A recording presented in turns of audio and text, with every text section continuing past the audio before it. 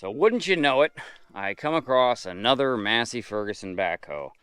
And it is almost like the one that we already have, other than it doesn't have an X. So this is a 50H.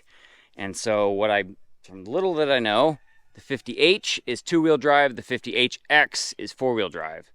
Same Perkins diesel engine, same structure, same loader, well, actually the back is not the same at all. So this style backhoe actually goes side to side. So this whole unit will move side to side here, and then you can have the outriggers, instead of swinging out like this and laying down, they go straight down on the ground, one here and one on the other side. The other thing that this machine has that my other backhoe does not have is that this is an extend-a-boom. So this whole arm will extend and reach out, and it basically, here's the channel right there. So we are not going to try and get this thing started here. We're going to try and get it onto a trailer. The story on this is that the gentleman that I bought it from, his dad used this thing for a long time, and then they basically had problems starting it. And so they put a new starter on it thinking that was the issue, and find out that the ring gear that the starter engages with is stripped out in a handful of places. And so they actually had purchased a brand new ring gear for it. So I have that. We could try and start it. I don't really want to mess with it here. So I think what we're going to do, I have the service truck with the big trailer here, and we're going to kind of try and get some air in a few of these tires if they'll take it, and try and line up and winch it out of here.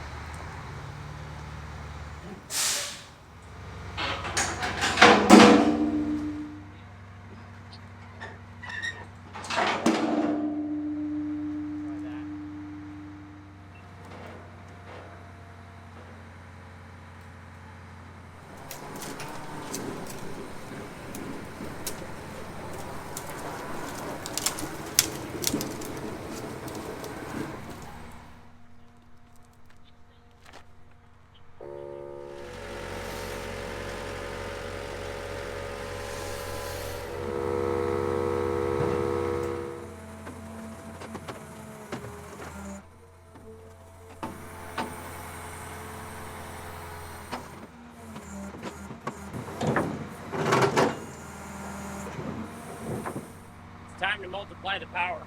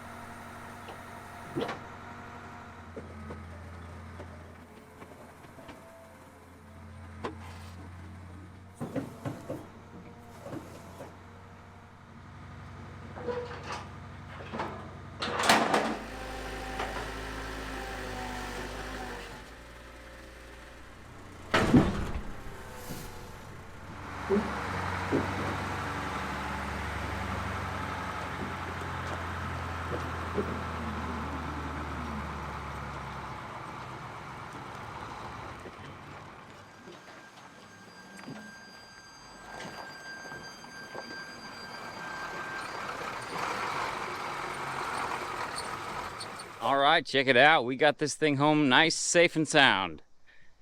So I was on Marketplace scrolling, and I see this Massey probably, I don't know, 6 or 8 months ago, and they wanted like $5,000 or $6,000 for it, and it's basically very similar to the backhoe I already have. This is a Massey Ferguson 50H.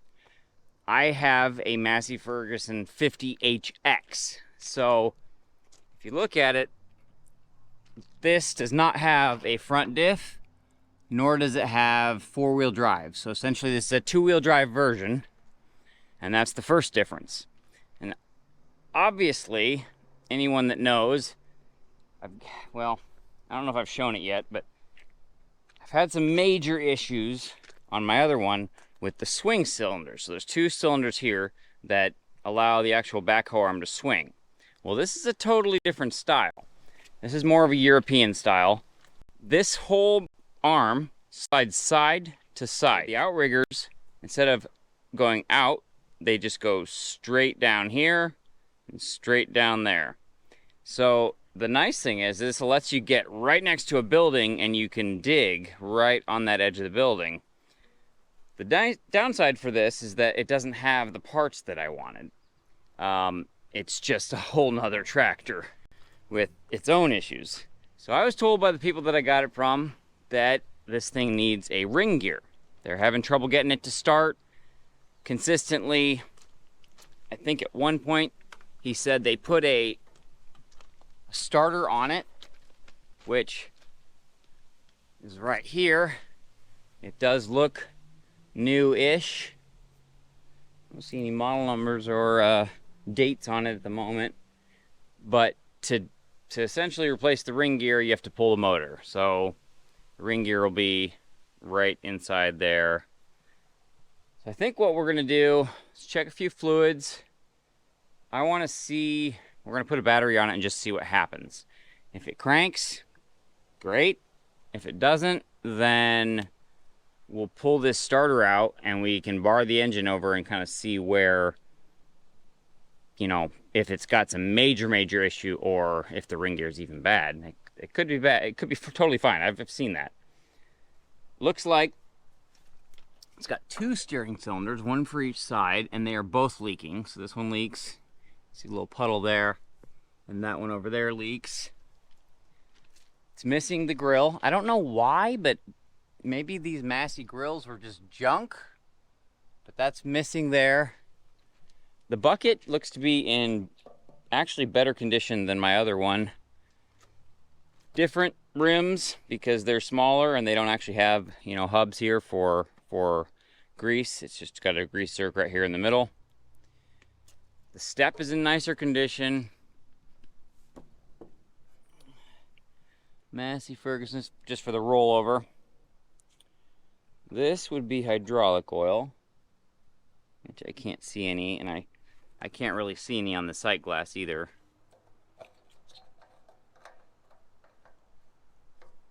Engine oil should be here.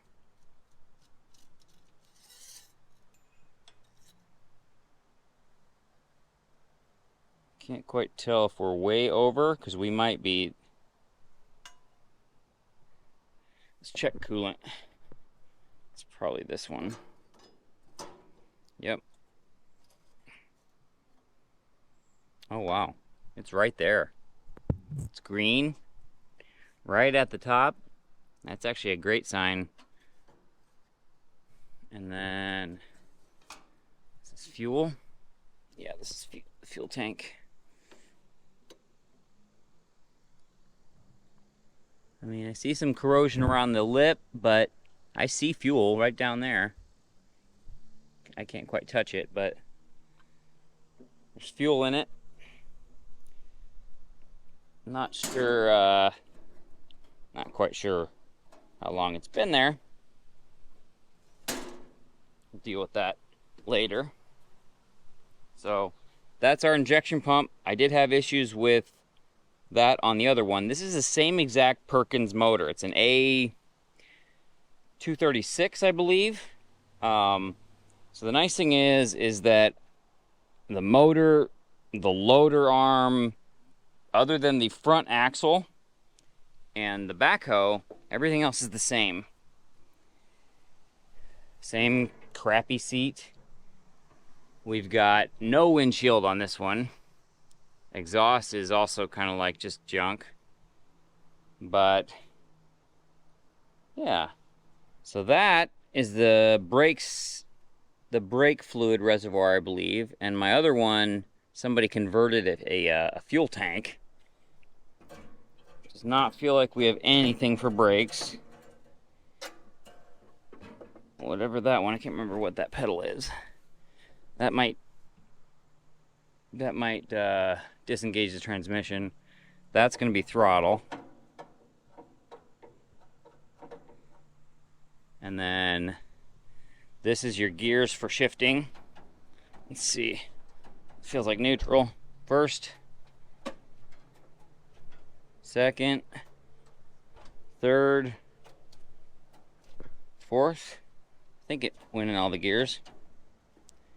Here's the loader controls. So this is a diff lock, a differential lock. It'll essentially lock both wheels together so that they rotate at the same time and not separately. This is a dash that I don't have on the other one. It actually has the tachometer and the hour meter. This basically, this hour meter says 232, and I don't think that's right. I do not have a key for it, and I'm not even sure what the heck all these other things were. I do know this is throttle. So what you would do is you'd turn the seat around, and you'd face this way when you're running the backhoe. And so, yeah, same controls as the other backhoe. These would be the outriggers. And then this one, or that one, I'm betting this one is to move the thing side to side. And then this one here, this backhoe has an extend-a-hoe. So the arm will actually, has this channel here. This whole arm and bucket will boom out, I don't know, 4 to 6 feet. I'd have to measure it to see exactly. But it rides right there in that track. And so that's actually kind of cool.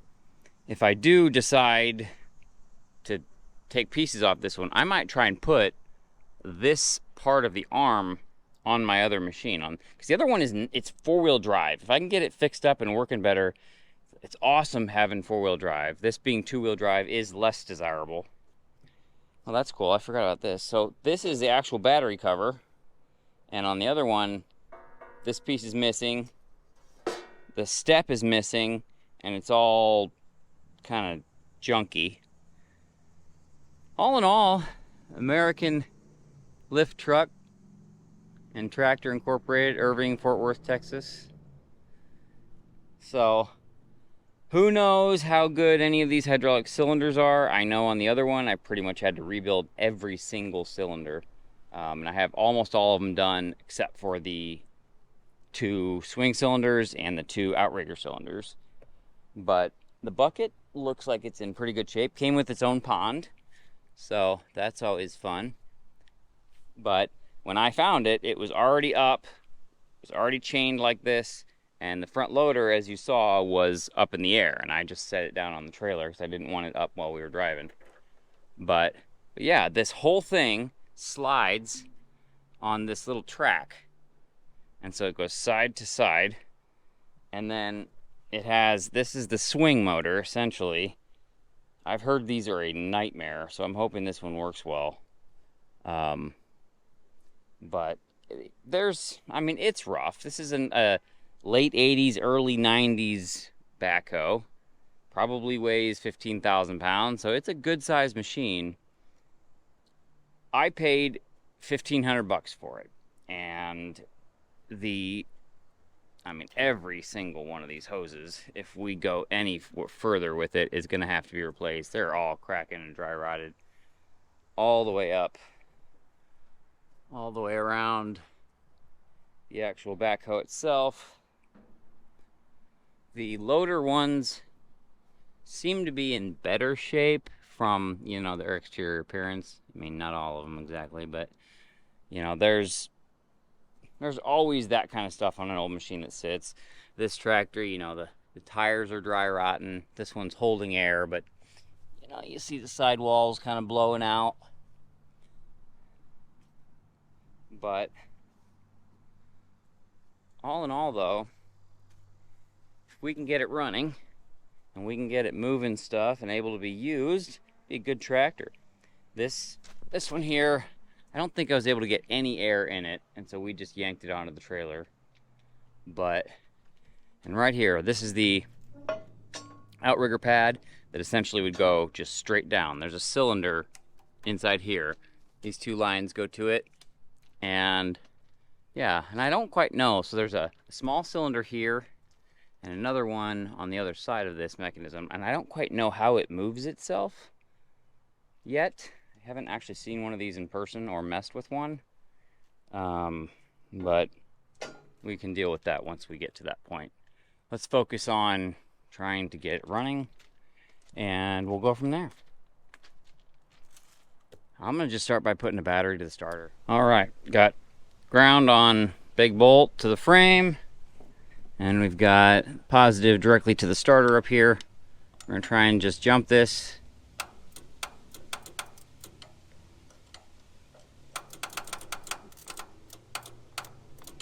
So it is not, it's trying to kick that Bendix out, but it's not engaging. And if it did, so I'm not hearing it spin either. So I think what I'm gonna do is, I'm gonna go get a socket. We're gonna pull that starter out. It'll just be easier to check it now and figure out if we have an issue. And then we can actually look at the ring gear on the engine too and see if that's an issue. Sometimes this is the reality of working on stuff.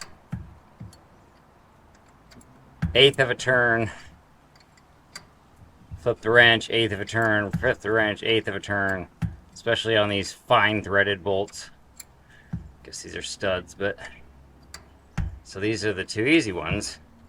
This one here and this one here. There's one in the back, and you can't even get a swivel socket in this thing. I tried.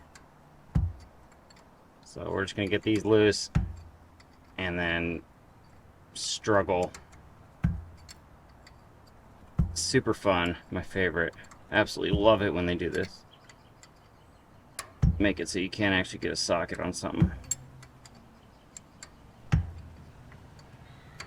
We'll get it though.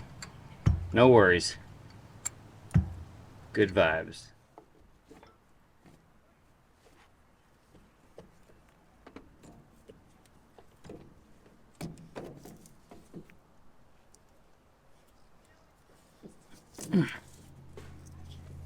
Oh boy. Oh my. Look at that. The whole cone of the starter broke off. Huh.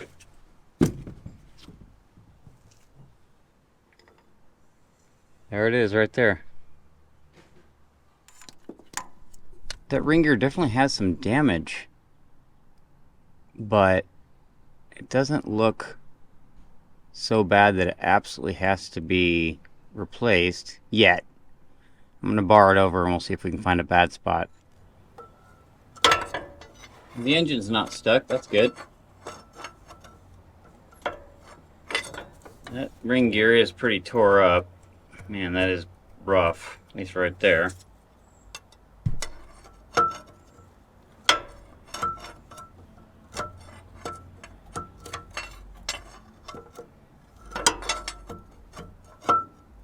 Yeah, that is rough. Man, that's bad. It's only getting worse.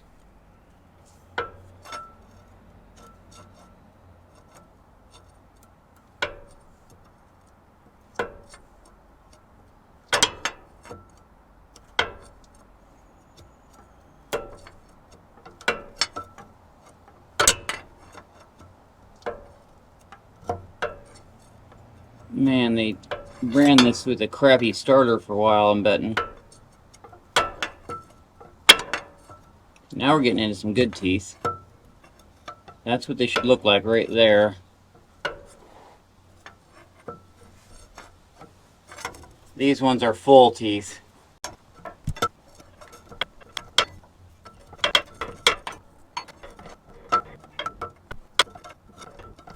You can definitely feel it building compression.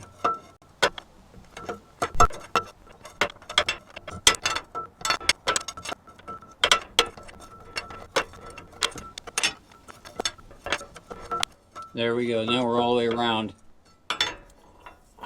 That TDC is top dead center. Top dead center is the mark that was showing when we started prying this, barring it over. So that's great. That means that the engine went all the way around, didn't bind up or seize on anything. It's not probably got any major issues up top, because I didn't have to fight that either. Right here is where we start getting to the bad section of that ring gear. The entire nose cone on this starter broke. Should look something like that right there. So I popped it out, obviously you guys saw, and we had this floating in there. That definitely was not good on it. They said at some point they put a newer starter in this. It kind of looks like maybe. Doesn't necessarily look original, but I don't know for sure. Let's test this thing real quick.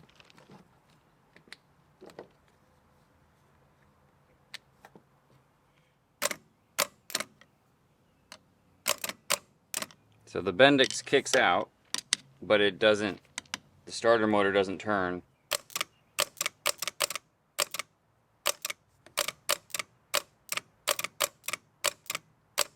We definitely need a new starter, or I don't even know if they'll be able to rebuild this unless they happen to have a core that they could take this housing from, because this whole thing is one piece to here.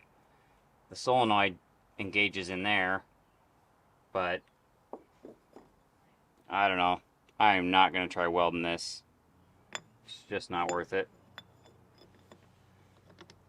We do have another starter because we have another one of these backhoes. So what I'm kind of thinking is maybe I get that starter and I try and engage it on some of the location where the teeth are still good, and then maybe we can get it to fire up. It will be hit or miss based on when it's going to fire and when it won't. So I'll have to pull the starter out every time it hits one of those bad spots. But I don't know. This starter does not look like it's the one that's been grinding into those broken teeth. So I'm not sure what happened here. So one cool thing is clearly they knew that the ring gear was going bad because they had already bought one years ago and they knew exactly where it was. Let's take a look at it.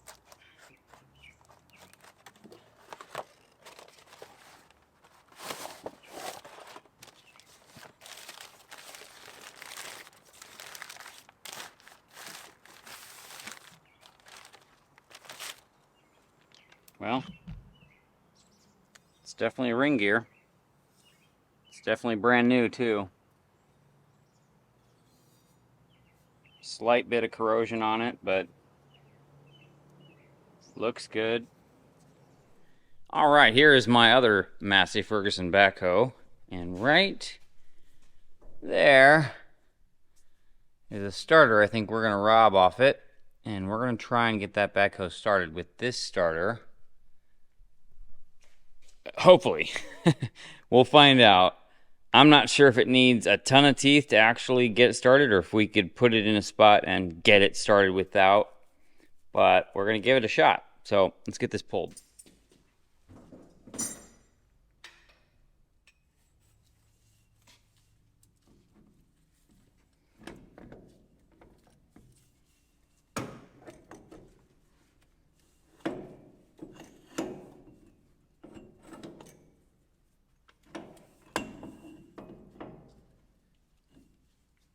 There we go.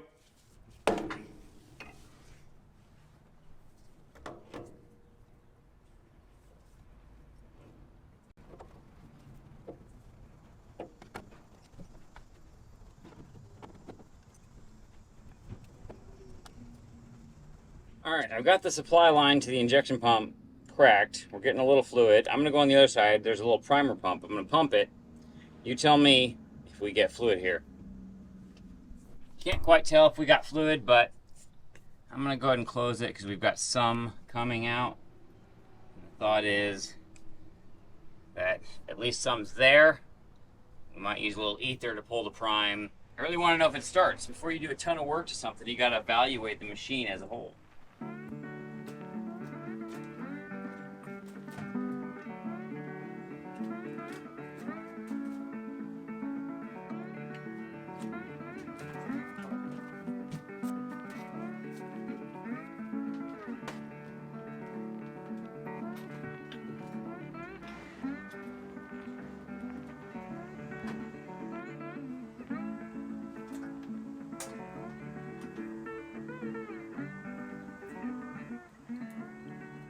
All right, so my plan is to try and crank this and start it. The issue is that the flywheel only has so many good teeth, so I don't have very long a time between when it starts cranking and when it needs to start. So there's a lot of schools of thought here. I could just pull the engine, do the ring gear, get that put in, and then we'd be better off. We'd know more about the engine because we'd gone through it. But I could also be wasting a ton of time on a machine that's junk. It is not going to run right or operate right. So I'd really like to start it. It's really important to me. There's a lot of schools of thought on this, but I personally, I want to know if it's worthy of my time and effort. Otherwise, I have other machines. I do not need to be working on this if it's not going to be useful later or it's not fixable. So that's kind of why I check the fluids. I do not change them right away. I don't feel like wasting a ton of money changing fluids on a machine that, you know, if it doesn't work out, I'm either going to sell it as parts or we're going to scrap it. But I do believe this machine's going to be good, but I want to start it before I pull that engine. And if it means that I have to basically keep pulling the starter in and out, barring the engine over a little bit, that'd be great. Hard part is I can't get to the crankshaft for the same reason, if you watch the videos on the other backhoe, that the hydraulic pump is shaft mounted, and so there's no way to turn the engine over without pulling the starter and barring it over with the teeth. Got fluid to this injection pump, at least I think. At least there's some coming out, so there's that. With maybe a little ether, some batteries, let's see if we can get this old dog fire up. Here goes nothing. Let's see if we can get it to start.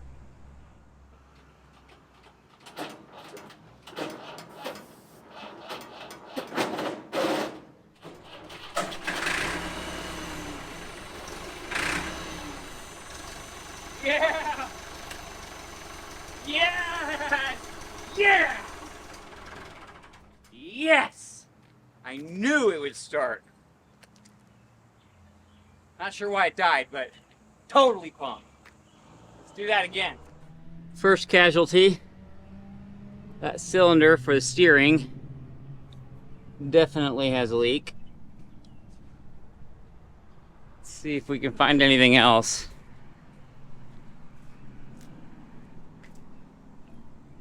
See anything else broken?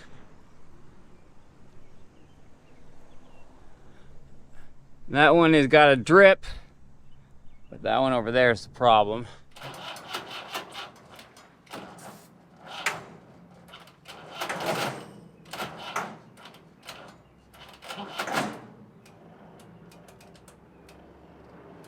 All right, I gotta rotate that ring gear around again, turn the motor over so it can hit some better teeth. All right, I got it reset. Let's give it another shot.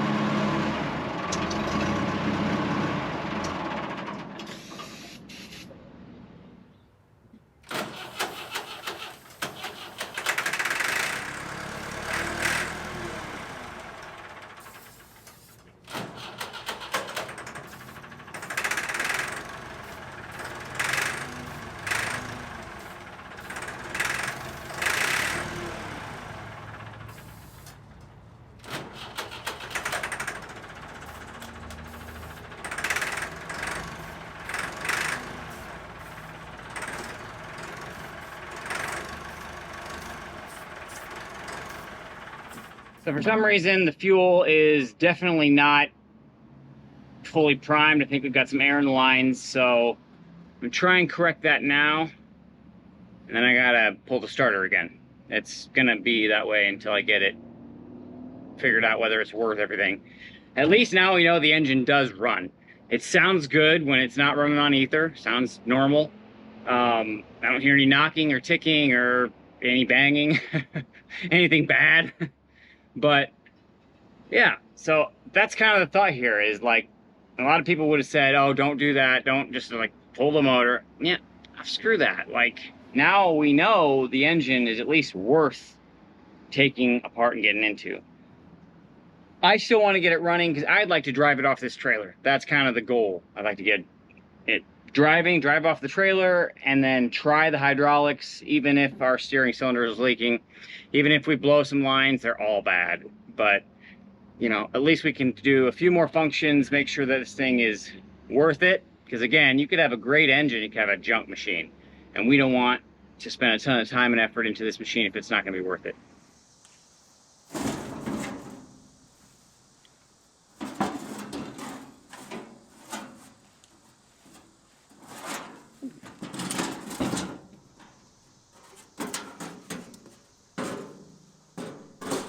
All right, the other day when we first got this thing to fire up briefly, I didn't have enough time to really finish. So let's get back to that. That's our fuel tank. I don't love that they put it right over the top of the engine, so if you ever have issues, this whole thing just burns down. But I don't know, I guess that's what insurance is for, if you have it. Let's check how much fuel's in this. Can't really see even with a light, so we're just gonna take this. So we have about, I don't know, 5 inches of fuel.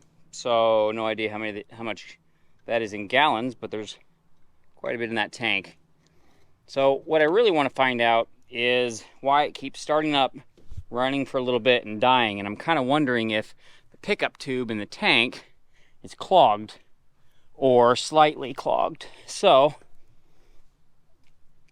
the fuel comes from the tank, goes right in.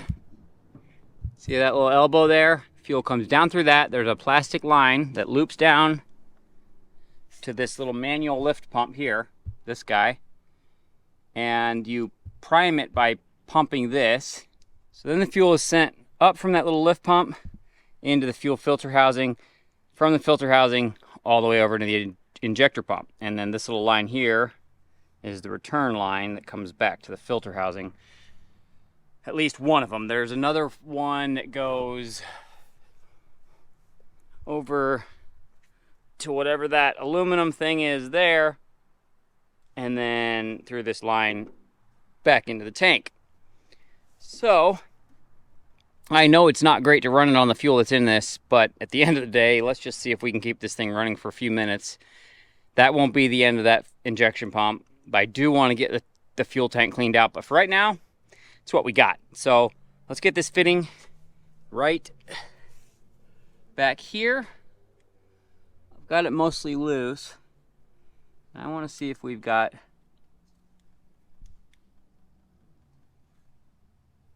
so the only fuel that's coming out,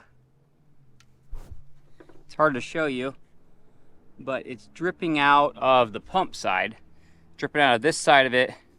This tube here, there's nothing coming out of it. That leads me to believe we do have a blockage of some kind. Pretty common for, you know, pickups to get clogged when a machine sits. So I'm gonna try and get that unclogged. There's right at the bottom of this, and it's also hard to show you, but right here, this should be a fuel shut off to turn on the fuel and off the fuel. Well, it's kind of like plastic, and I feel like I'm gonna snap it off if I mess too much with it. Kind of debating on maybe getting an air line out here and just blowing air through that line up into the tank, try and backfeed and blow any kind of a blockage out. I don't have an air line out here yet. It's gonna take me a few minutes to do it, but I did bring my lungs, so this might be kind of nasty, but we're gonna try this. I can't blow in it at all. Nothing's going through.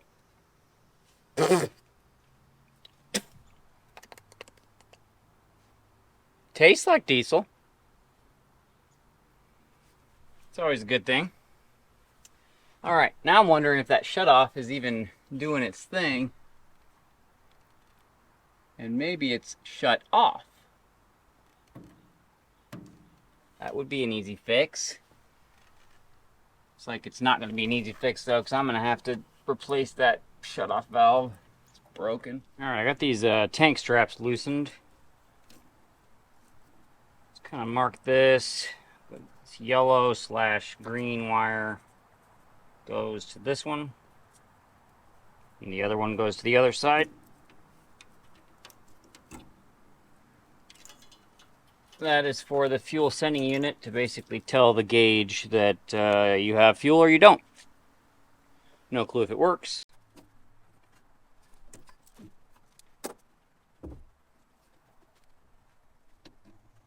So I have one more line to get off.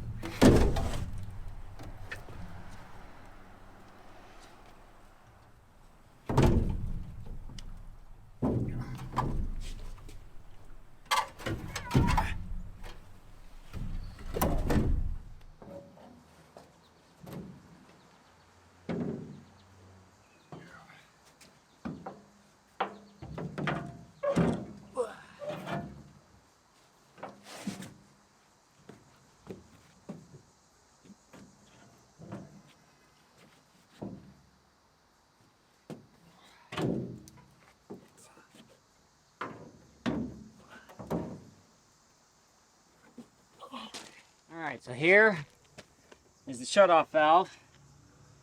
And the plastic piece did break off. Get something, see if I can, I guess this whole thing on threads. Get a pick.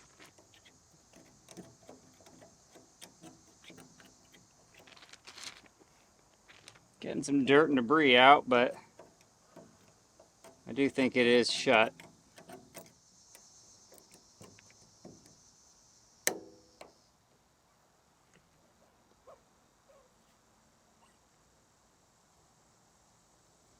Now it's turning.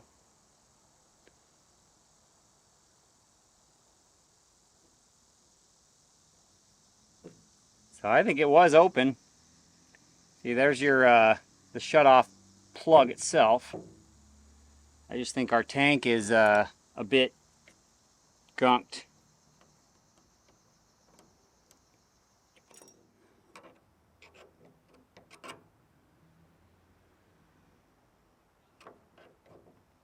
I better get ready for this, because if I do this, I'm going to end up covered in it.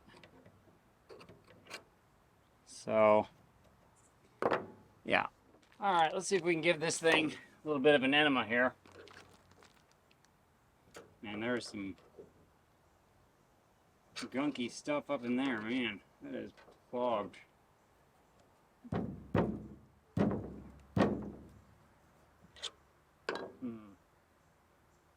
Might be time to take this off.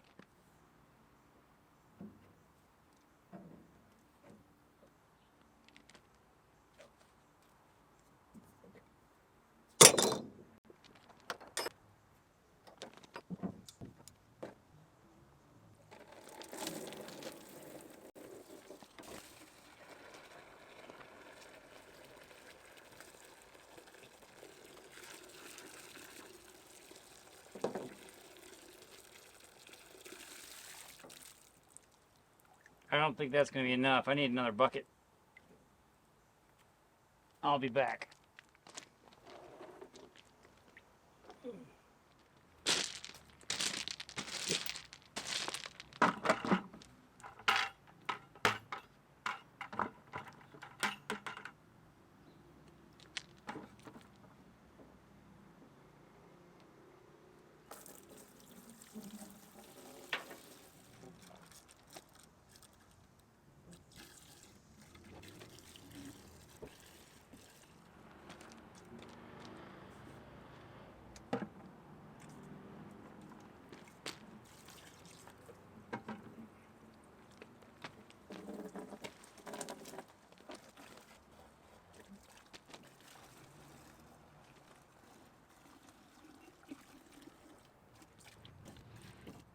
Inside the filler neck, basically the top of the tank, kind of looks like this.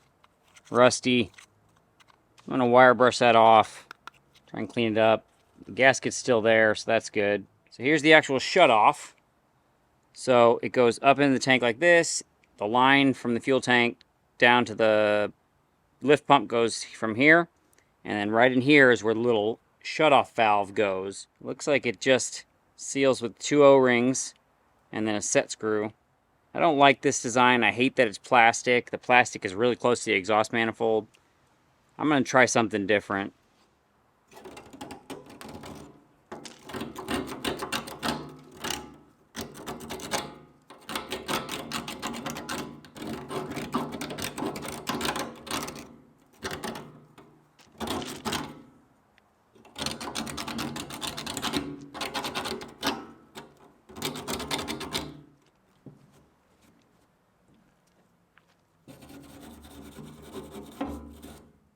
So I was looking at this, and this is a filter that kind of like eliminates the sediment that could go down in. I pulled it off, and there is the gunk. It's almost like putty that was completely clogging fuel from going down the tank into the fuel line. So definitely going to get this cleaned out if I reuse it, but doesn't look like it's in terrible shape. This Filter might even be savable with a little bit of cleaning. But we'll see what I end up with. I definitely don't have one of these on hand, so I may order one and just use this one for the time being.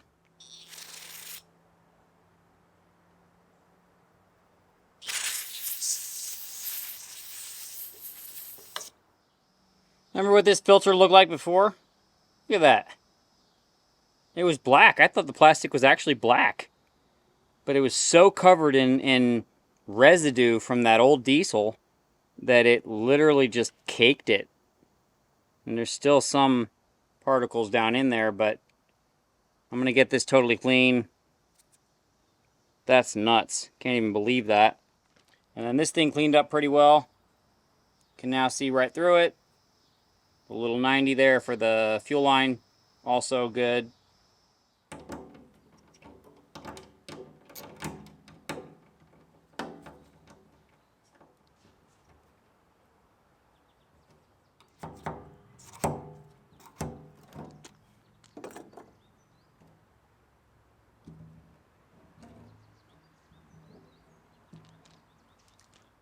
That is our fuel sending unit. It looks rough. I have no idea if it works. Doesn't look terrible in there. It's a good sign. Alright, so I need to tumble this tank, but I don't really want to do it right now. I want to basically get right back to trying to get that thing started.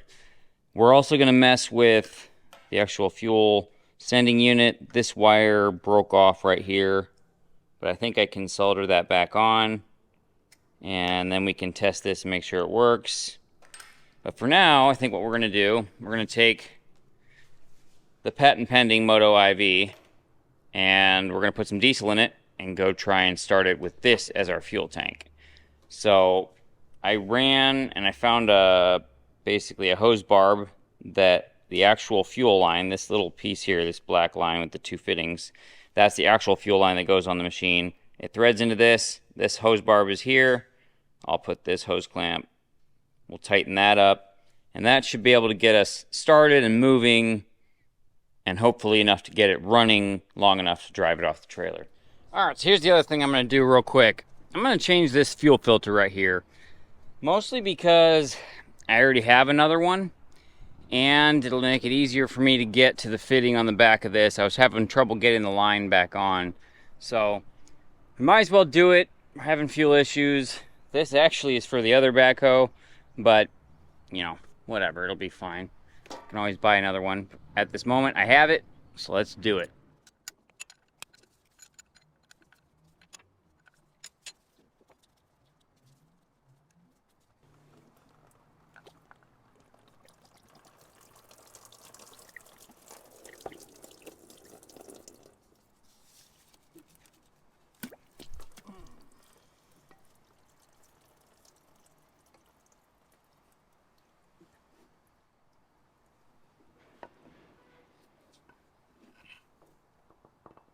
You always want to make sure to get this old rubber O-ring out of there. If you end up putting two in there, it can actually cause a leak. Alright, so on this shaft, this bolt here, this is what threads on there. There's an O-ring here. It gets pretty smashed down. It's a little one. Get that off, put a new one on. The Wix filter comes with a bag of seals and O-rings. So there's that, and then there's another one up in there.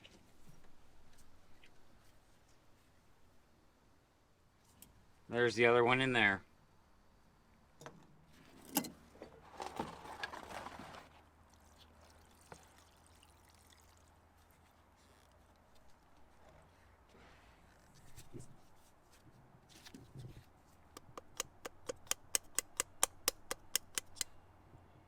So this is glass down here, and I don't want to break it.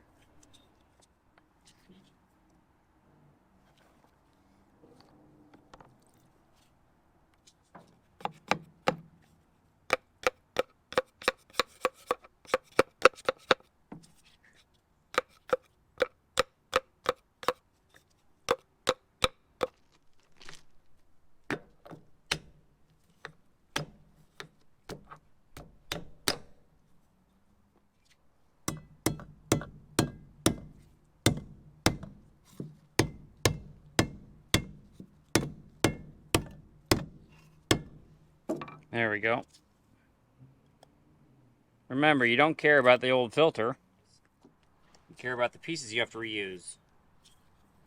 So I'm going to get some brake cleaner. We'll clean this thing up.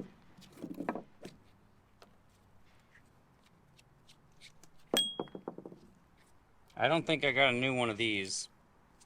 If you use the straw in these brake cleaners, brake cleaner cans, it actually lasts a little bit longer because you're not spraying as much.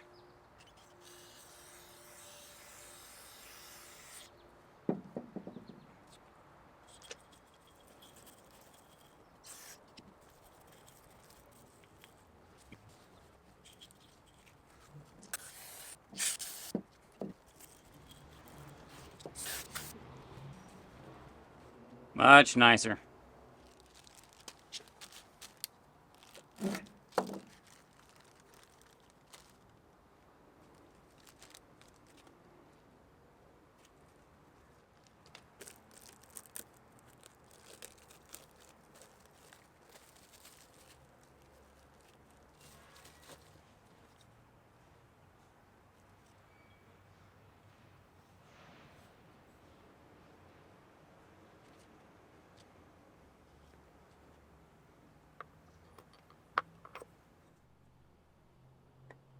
Got the O-ring, small one in there, and then the big one in there.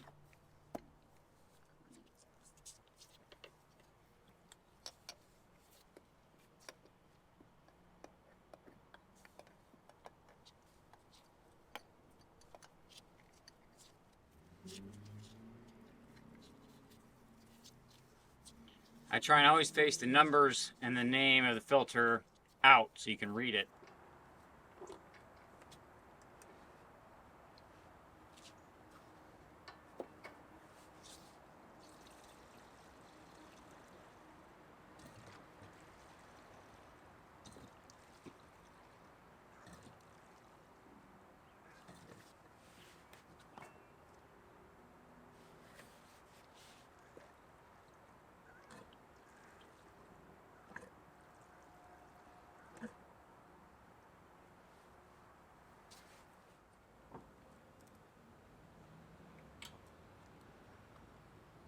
I am trying to get this thing primed up, and I'm not getting anything. So you've got this little like fluid transfer pump / lift pump, and you would basically pump this, and it should be pulling fuel from the tank through here down into this. Well, that wasn't working.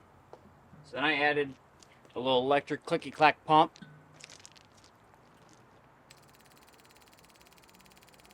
So this fuel's open. I'm not getting anything that way. So we're gonna open this thing up and see what we find in there. I already took this cap off, and I didn't see anything, but that doesn't mean I don't need to take it off again. Should be some sort of a diaphragm on this side. This is a Perkins pump. That's actually surprising. So this is probably the original.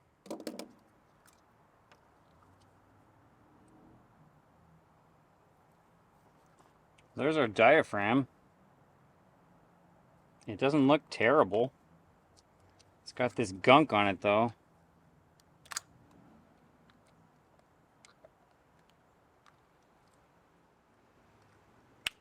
So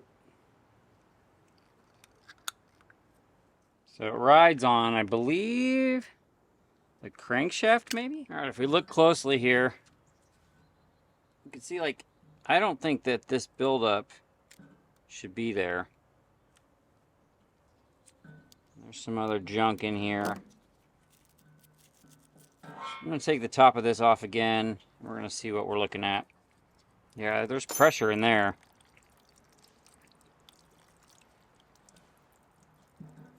Shut that fuel off real quick.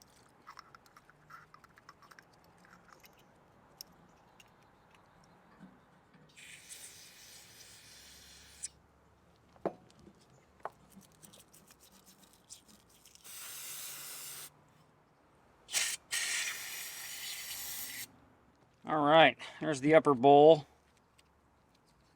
Little gasket goes in there. Goes down through the top. I'm really pleased to see this diaphragm is actually really nice. It's still very pliable. It's not ripped at all. It's in great shape.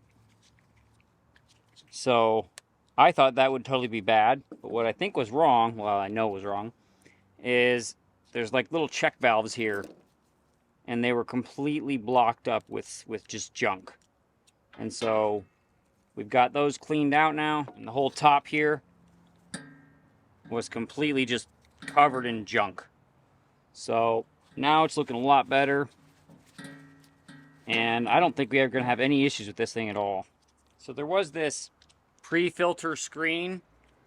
All the screen has mostly disintegrated. I cut off and ripped off the rest. I don't think it needs it, but I'm going to go ahead and stick it back in there.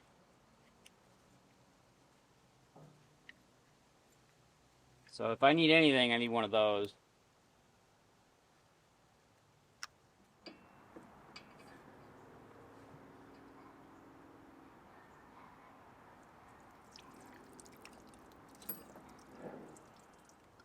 It's starting to rain on me here. All right, let's try this thing again. Should be able to just touch this here.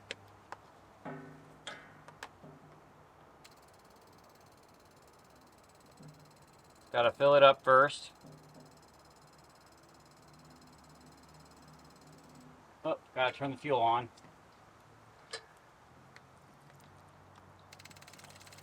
There we go. That is what we're looking for. Okay. Now, does this work? Cool. The manual pump works now. Sweet. We can get that thrown in there. All right, got everything hooked up. You watch this. That bowl should fill with fuel. I'm going to hook up the clicky clack.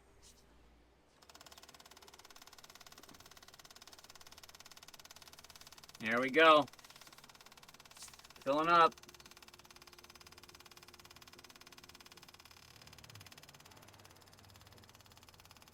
Sound of the pump just changed. All right, well, we got fuel. I'm gonna get the pump on. Yep. Hold it. We got a leak. Okay. Clamp up top. Leaking fuel down the side of the engine. It did not like that. Clear. You probably got too big of a clamp up there. It's too big a hose. Huh? Can you clamp her down more? I never came out the hose. The hose plug? Shouldn't be. Did you blow through it first? Well, I did earlier. You blew through this one? Okay. Coming out now, though. Hey, we're making progress. Okay. So I would aim it Yep. there. Here we go. Yep.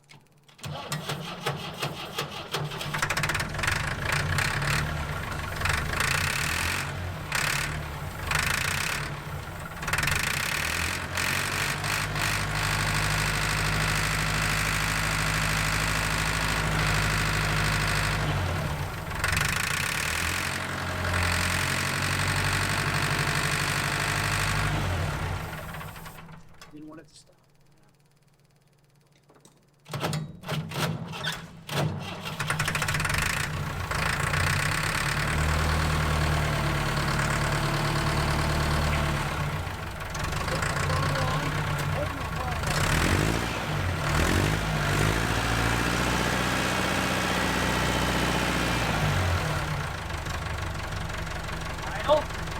Yeah!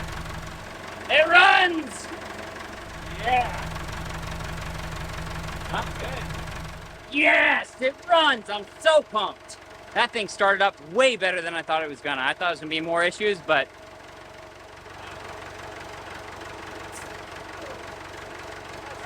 Yep. Absolutely.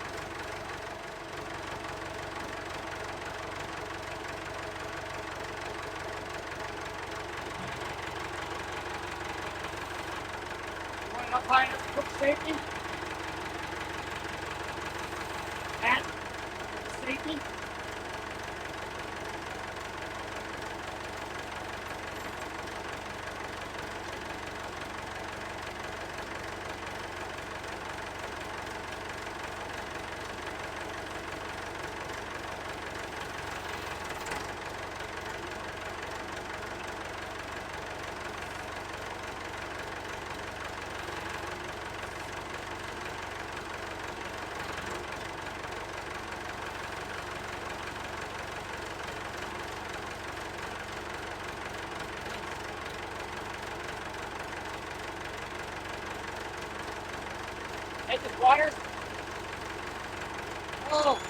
Yeah.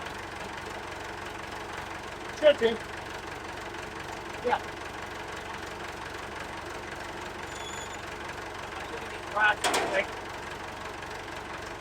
This was thinking. That was thinking. So for tonight, I think that's all I'm gonna be able to get done. I'm running out of steam. I'm losing light out here. But man, we got it running. We got the hydraulics to work. I do still need to figure out the transmission, see if it'll go forward or back. Got to figure out a key switch, because the current key switch I don't have a key for. So we're basically just running this completely mechanically, no electronics at all, which is fine until you want to drive. I figured out on the other backhoe that you have to actually have the key switch turned and then a couple things pushed to be able to engage the transmission. I also want to check the fluid on it, make sure it's good. The tires on the other side, these two are holding air. Over there, they're not. Now, I was trying to put air in it with my little Milwaukee compressor. We've got shop air here, which is a heck of a lot more better, higher PSI. So we'll try and get some air in those tires, and then the goal is get this thing off the trailer, and then we can kind of assess what we need. I am sure there's going to be a ton of hydraulic hoses that need replacing. I can see them all over. They're cracked up. They're dry rotted. We'll get into that once we get off the trailer, hopefully. But now, the arm is in the air. The safety is engaged, so it can't come down. So really, at this point, with the backhoe already kind of up, all we got to do is get some air in the tires, figure out the transmission works, and back this baby off. Simple as that, but may have a ton of issues on the way to getting there. So for tonight, I'm checking out. All right, for the transmission to actually work, I need the electric to be hooked up. So we're going to pull this out and see how many wires it has, etc., and try and take a look at it and see if we can rig something up.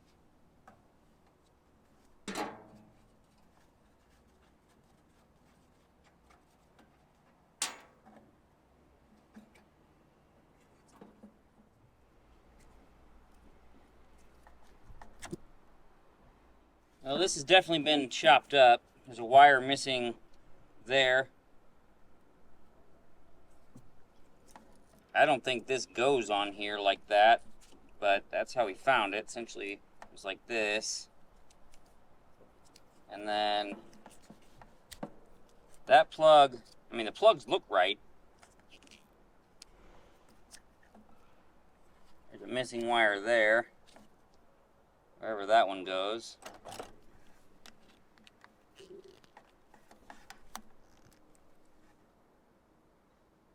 I'm kind of sitting in the cab because it's starting to rain a little bit and I just want to stay a little dry, but I was able to find a key that actually fits into this key switch here, and it turns. That's all I know. So, but when I turn it, we've got a battery hooked up below, nothing happens. And so I get nothing. Crank, I get nothing here. I'm gonna real quickly put a meter on it. I've got it on the continuity setting. So I'm gonna put the positive on. I know I have 12 volts right here at this wire. I did check that. So let's put that there. Let's just throw this on those. Nothing, nothing. Let's try the other side. Nothing. Nothing. So I think this key switch is bad. Like inside of it's kind of destroyed. So, and this is what you should hear. When I turn to a certain point on some of those, it should basically be making continuity, basically connection. So I do have a couple other key switches. We're gonna have to do some modifying to the wires. But let's see here. When I turn this, I should get continuity. Yeah, so I get continuity as if I'm putting power to the starter. This switch, I think we're going to try and use. Based on what we have here, we're using the ignition, the battery, the start, and the accessory.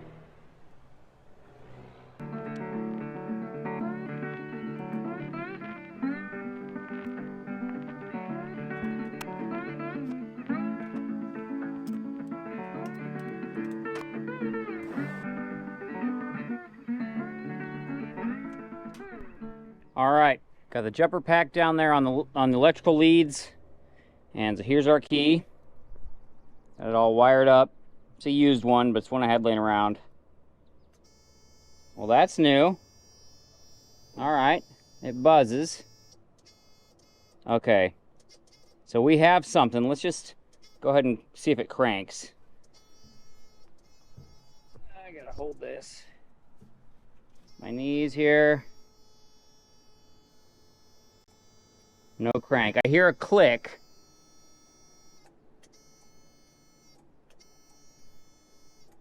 All right, so what I'm kind of concerned about is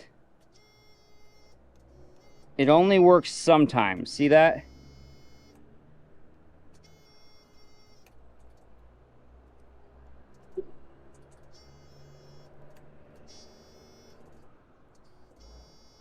All right, so I'm going to switch this over to a different one because obviously this is a used switch and I just don't think it's all that great inside. So let's see if I can find a better one. Got a new key switch installed, get the battery hooked up. Heard one click. Let's try the key. Nope. All I hear is a click, click, and it's coming from one of these relays actually. So when I turn the key from off to on, there's one click from a relay, and then I'm clicking it again and I hear one click from a different relay. That buzzer should go off when it starts, but what's happening is I've been testing it with the meter. I'm not getting power from that solenoid there down through this wire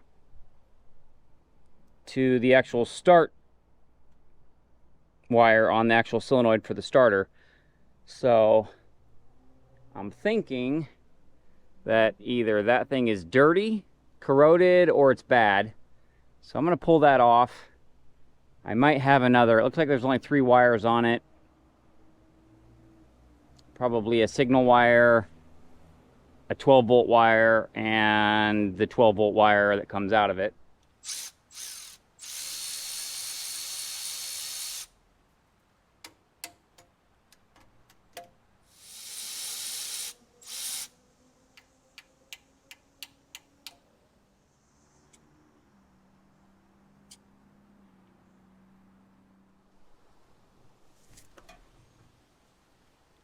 All right, now we can test this. This is the one that came off the machine. This is one that is brand new I had on the shelf. So the way you do it, it's pretty simple. This is a 4-wire. These 2 leads are where the 12 volts basically passes through the solenoid once it gets its charge, or basically a signal wire from the start. This is only being used as a 3-wire on this machine. So what we do is we take the ground, and it grounds through the body of it. So you ground it there, and then you take the positive, and you touch the S, or the start, and it should click. Hear that? So what's happening inside of there is these 2 metal plates are coming together and touching, allowing power to flow through this.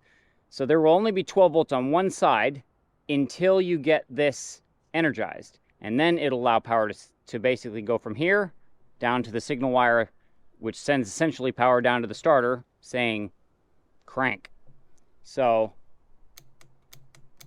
that one works. This one, which is brand new, I've never used it for whatever reason, does not work. So I'm getting a little bit of sparking here on this.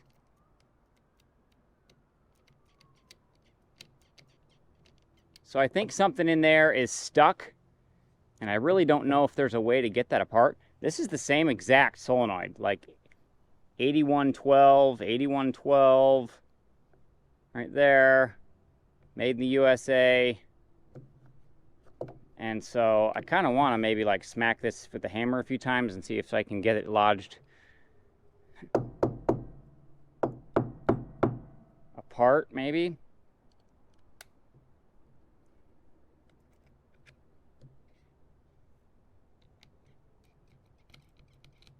got any ideas on how to get these unstuck, that'd be cool. Or it just might be bad. And at the end of the day, if that's the case, so be it. But at least this one that we have from the machine is good. So I cleaned up the surfaces where it grounds. I cleaned up on the machine. Let's put this back in and see if we're even getting power to it. I know I'm getting 12 volts to one side. I don't think I'm getting power down to the signal wire, so I got to trace that back. But I wanted to eliminate the potential for this being bad first. All right, let's see if we can get it started again, and if all my electrical did anything.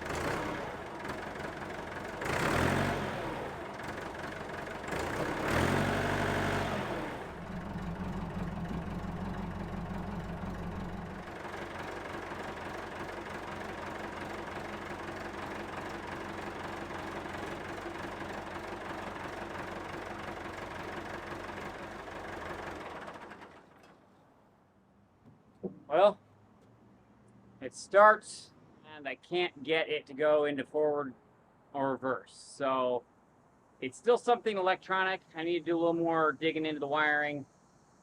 So far so good, I guess. All right, before we go any further trying to get it started again, I want to check. Right down here is where you check the transmission fluid. This would be the fill for it. And the dipstick is right here. We're not even on the stick. So this thing takes 10W30 engine oil, not ATF or high trans or hydraulic fluid. And the shuttle shift transmission, essentially, that's what it calls for. So got some 10W30 here. Let's get that put in.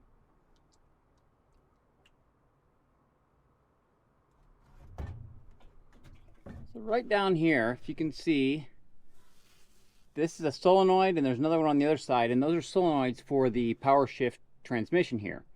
Well, right here, this is a diode and there's two of them. The one that was from here was actually broken, and luckily I have a whole nother machine that I could go in the shop and I can rob this part from. So I got one that's not broken off the other machine, and I am hoping that this diode is at least one of the things for sure that we need to fix before we can make sure that transmission works. Now, see this? See this here? See how it's moving? I don't think it's supposed to do that.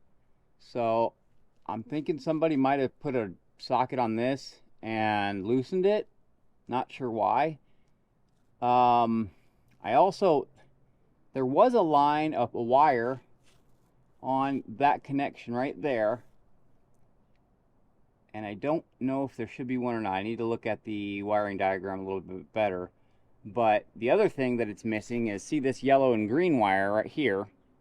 There should be a switch over there on that little side dash panel that bypasses all the safeties. It's like an emergency operation, so basically you can put it in gear and use it. Well, somebody really messed with the wiring when it comes to that little side panel there.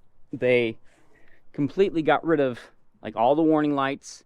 There's a little side skirt that should be right here that's missing, and I don't know where all the wires went. all these red wires are basically soldered or somehow connected in this jumble of mess. I don't know, there's a whole nother connector down below, or at least a wad of electrical tape. Not sure what's going on in that. Probably going to cut into it. But point I'm getting at is there should be a little button right here that allows me to override all the safeties and put this thing into gear. Or at least engage the transmission. That is not there. So I'm going to look a little bit closer at the wiring diagram and figure out exactly what wires need to be on these solenoids. But we'll start with getting this little Lucas diode in. If you know where to get one of these, that would be awesome. It's a Lucas RD 953048. RD 953048. And a little one-way diode. There are 8 of them for the electrical for all the lights, and there's 2 of them that go to the transmission. So let's get this one put in, and then we're going to figure out if we need to tighten that solenoid, and we'll give it a start.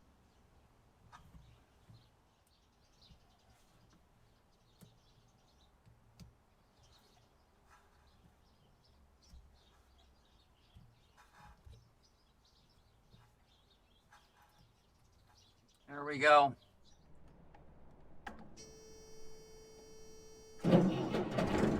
Yeah!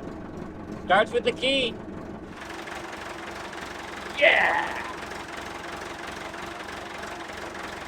Yes! Awesome! So it does go forward and back. Now, let's get it off.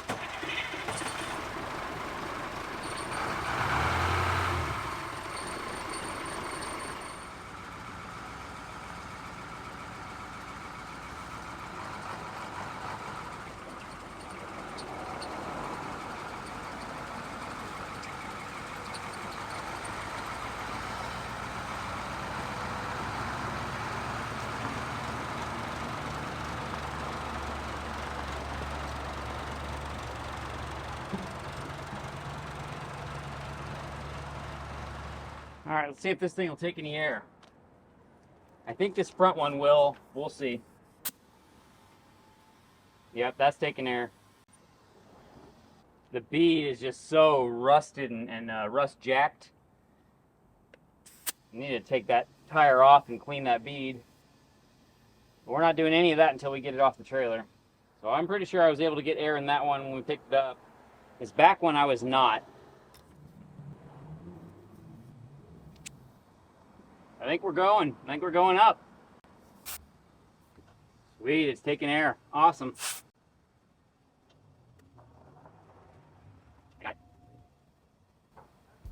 I got a transmission now.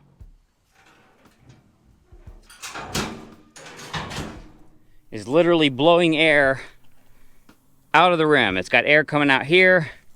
There's a bigger leak on the back side. It is literally splitting right in there. So I gotta hurry up. Let's get this battery hooked up.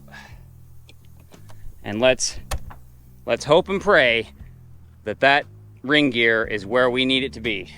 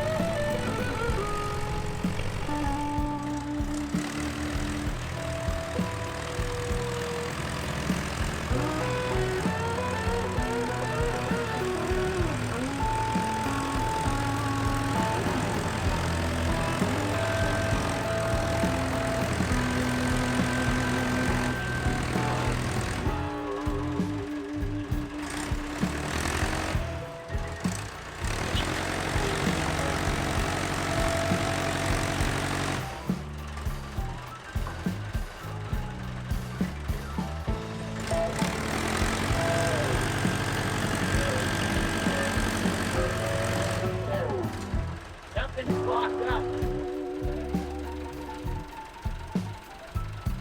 All right, well, we got it off. One of the brakes is locked up. That tire leaks fast, so I don't know. It's off the trailer.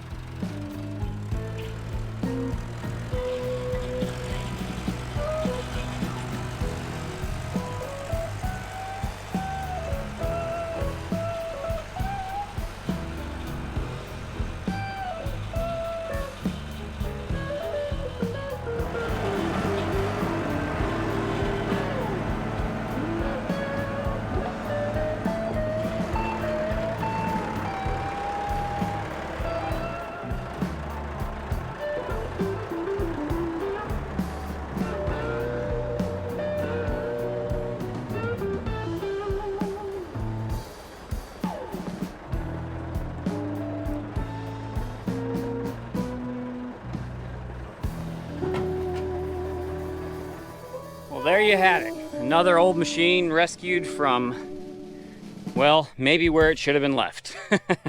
Because the more I've looked at this thing, the more it needs. And even just when I got it parked here behind the shop, I lifted the arm up to put the safety brace in right there.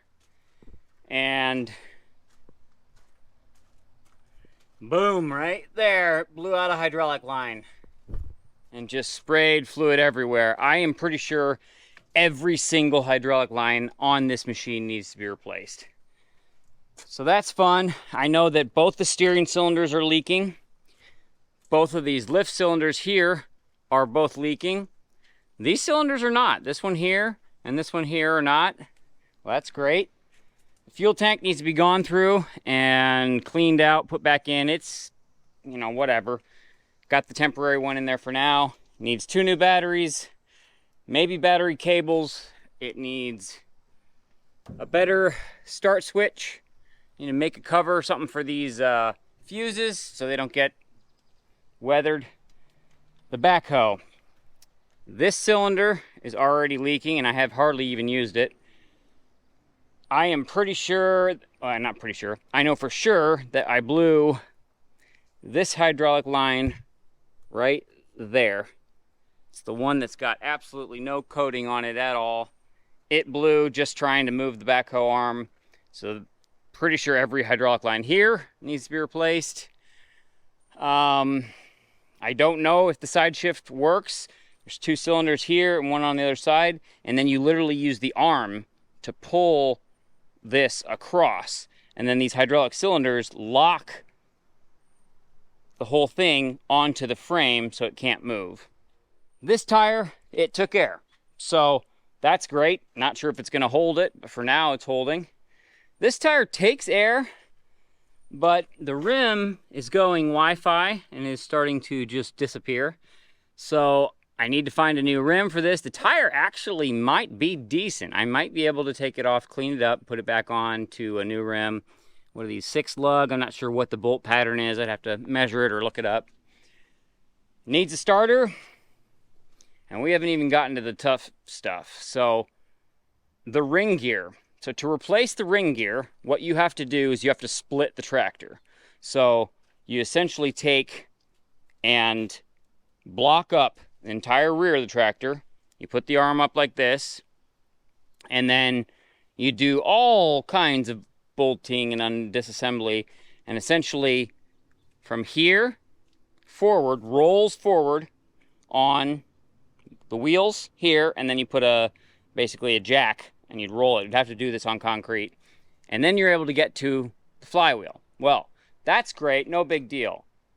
Well, I think we also need to split it from the front too. You can also split it here and then basically roll the whole thing forward, because there is an oil leak pretty heavy going on right down in there, and it got pretty active once we've been running it for a little bit. So I'm not sure what is leaking. Maybe the front main seal on that actual crank pulley. It does have some pretty good blow by. There's a chance that it could get better. I don't know. That might mean that the engine needs to be gone through, and it is a sleeved engine, so we could definitely, you know, replace those you know, the pistons and rings, sleeves, and do a few other things, assuming the bottom end is in decent shape. Don't know. And then have a better engine. But that's a lot of work. Plus, another thing is that for some reason, I'm not getting full travel on the actual throttle. So it will not go all the way with the pedal up there.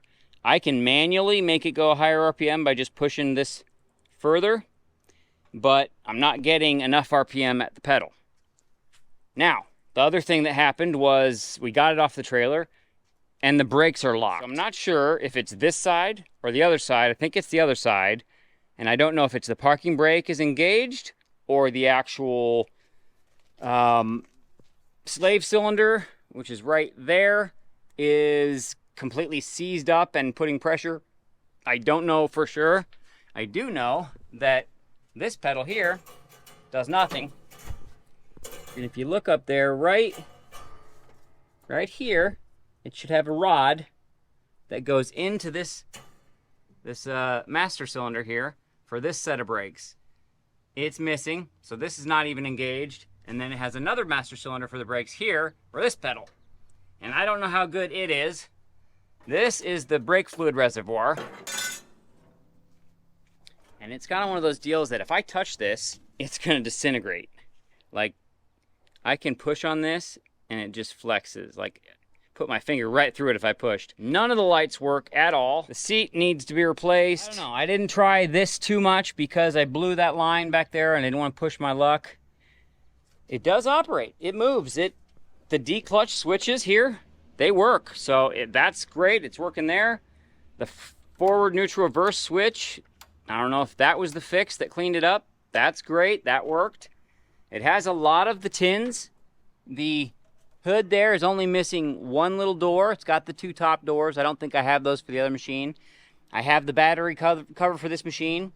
We don't have any kind of mirrors that would have been there. And there could have been a rear view mirror right here to be able to see back when you're driving. The bucket is in great shape. The loader arm itself is in great shape. Not any damage there. So, I don't know.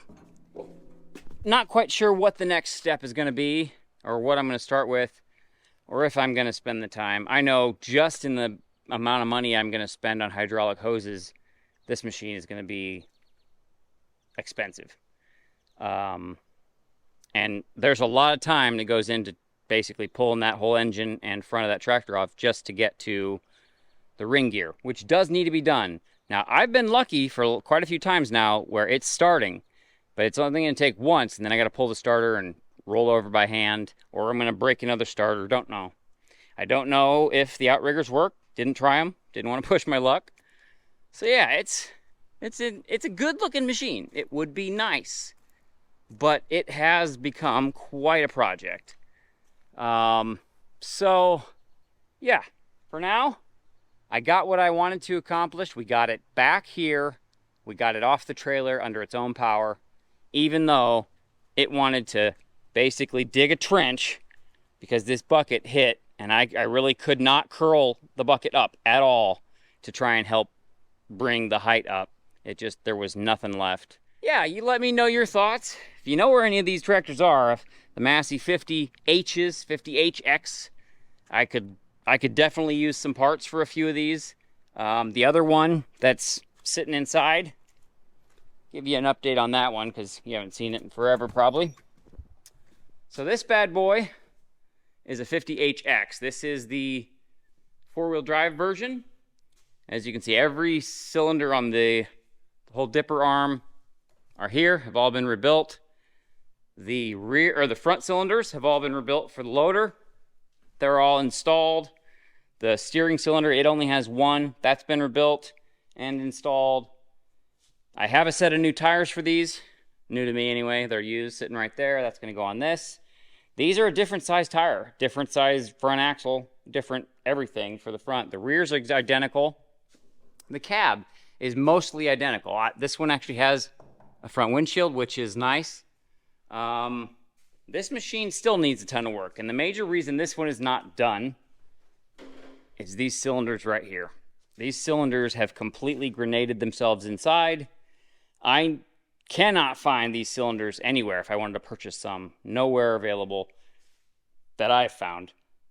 So what really I need to do, I need to cut this collar off. It's welded here, it's welded here, and then I need to cut this rear cap off. It's welded here, and replace the barrel.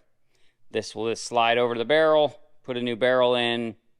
Pretty sure I'd have to, yep, the threads are on the inside of the barrel for this. So they both destroyed themselves, and those are the swing cylinders. Those go right down here, and they allow that arm to swing that way or this way. And this machine also needs a mountain of hydraulic hoses. It does run. It runs great. The engine honestly has no blow-by. It travels back and forth great. It's got brakes. It's a little bit more banged up and dinged up than the one outside, which kind of, is why the reason I purchased the other one is maybe to take some parts from it. But they're both running operating machines.